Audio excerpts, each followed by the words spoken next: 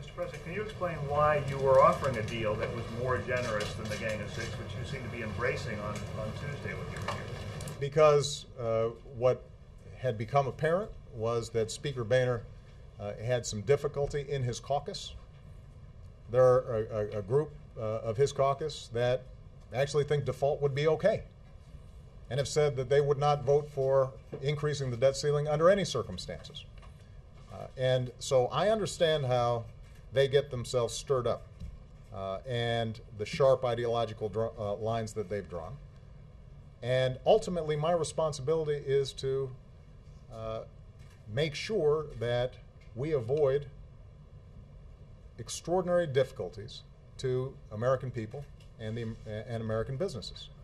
And so, unfortunately, when you're in these negotiations, you don't get 100% of what you want. You may not even get 60 or 70% of what you want. But I was willing to try to persuade Democratic leadership as well as Democratic members of Congress that even a deal that is not as balanced as I think it should be is better than no deal at all. And I was willing to persuade Democrats that getting a handle on debt and deficit reduction is important to Democrats just as much as it's important to Republicans. And frankly, a lot of Democrats are persuaded by that.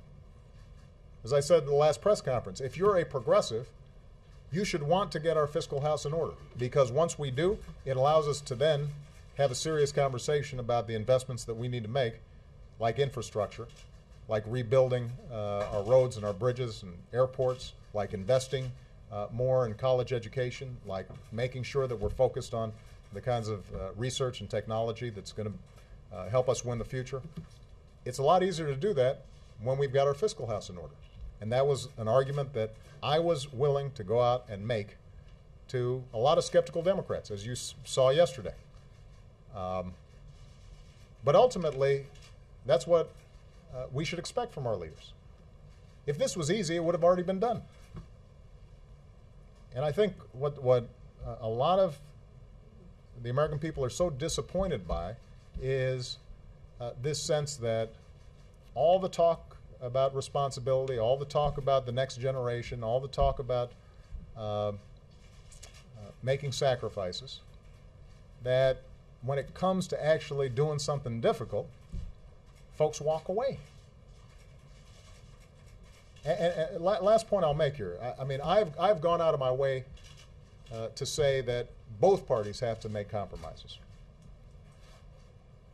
And I think this whole episode has indicated the degree to which at least a Democratic president has been willing to make some tough compromises.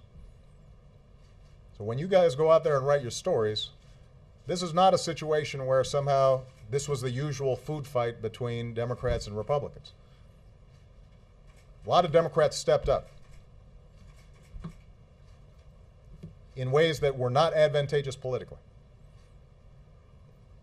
So we've shown ourselves willing to do the tough stuff